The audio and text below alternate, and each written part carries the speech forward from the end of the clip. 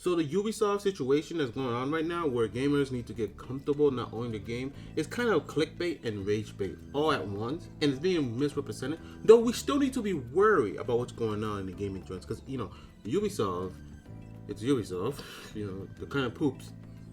But I need to better explain what's going on because I read the actual article. I want to be informed so I can make this video so I can actually tell you guys what's going on and at least dumb it down so none of us like you don't have to read.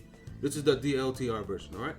So what's going on right now is that the CEO, right, of Ubisoft is right now simping for subscriptions, right? And if you just look at your day-to-day life, the media you consume, it ain't hard to see why, especially if you have Netflix, which they're doing fine, Hulu, they're doing fine, HBO, Paramore, Disney, you get the picture, right? Subscription service is the future of, media as it's going forward. And he claims that gaming, or gamers, we're kind of behind on that, and it's something that's missing out in this industry. Yes and no, because we got Game Pass, WoW, we got the PlayStation service. Like, there's a lot going on in subscription base already. Plus, don't forget to add battle passes, which are basically subscriptions. So, like, there is already subscription based light or service already in game. And to a certain extent, that means we don't really own our game because as long as the service is up, we still pay to play that service. Believe it or not, that also extends to some games, right? Or most multiplayer games. No need to look any more further than Overwatch 1. You can't go back and play that even if you own a disc about Overwatch 1. You just can't. So there is some cause for concern, but it ain't what we think yet. This interview really just paints a picture of what he would like to do in the industry or how he would like to see the industry change. Because we already don't own our games if you have Game Pass. Like, ain't no way I'm gonna play 20,000 games. Like, ain't no way I have that kind of time. What we shouldn't be afraid of is that if you buy a game, like let's say God of War, you should be able to play that offline where they can't mess with it. For some dumb reason, most games that are single player are still required to be online, which is so stupid, but that's neither here or there.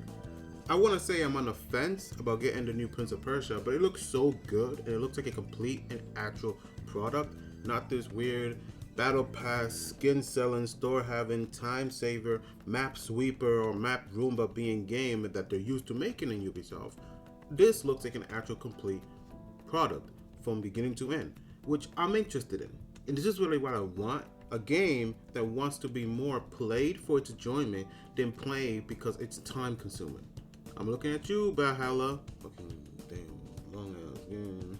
So yeah, that's the controversy over Ubisoft. It ain't that big. It's more of a misrepresentation of what was said. And without the context, you would just think that this man doesn't want you to own the games you buy. Now, could this happen? I can see it. I can see this trend going down here. Like, maybe it's cynical of me to say, but I can see it. But what he's saying is that subscription is basically the future of gaming, which I see and I understand because Fortnite's already making a killing based off subscription. And the subscription is basically their battle pass. Same thing with Smite. That's literally how they stayed alive. League is doing it. Game Pass, I already said. And if you just look at the entertainment sector as a whole, well, we have Netflix, Hulu, I already said the names, but you understand where he's coming from. And as a businessman, myself, which I'm not, like, let's be honest, I haven't made money off YouTube, so I'm no businessman, but I can see it as a consumer. I understand where he's coming from. The headlines are really just blowing this out of proportion. It's really more for just rage clicks. So if you did click it and you believe what the headline said, you've been baited. You've been baited clearly. Now, lastly, my personal thoughts on the matter of subscription-based service in games. I don't really like it, and I'm gonna explain to you guys. Right? You need a Switch to play Nintendo games, right? Because they just innovate all hell. You need a PC to play PC games because that's freedom. You can do whatever you want. You can play whatever you want. You can mod them however you want.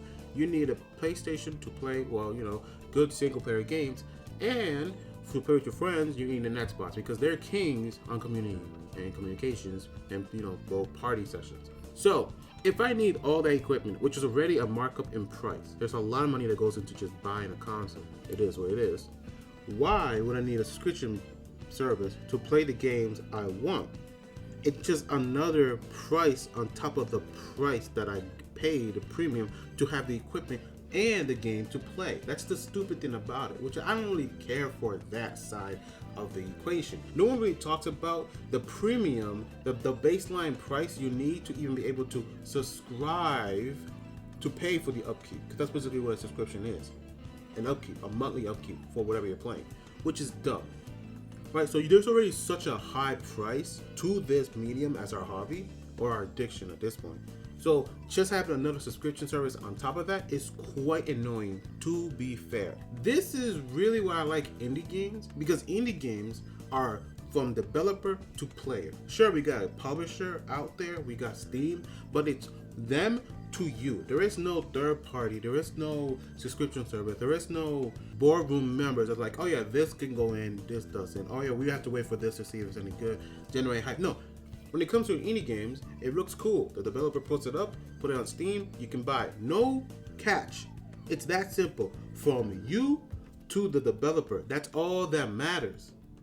And yeah, subscription service is gonna have to give you a bunch of, and I mean it's a lot of red tape before you can get what you want. And then you have to upkeep the price to play it when you feel like it, if you ever feel like it at all. Because again, Game Pass, there's too many games. I don't have the time for that. But if I own it and I can forever play it whenever I feel like it, whenever my fancy hits, then I don't have to worry about it.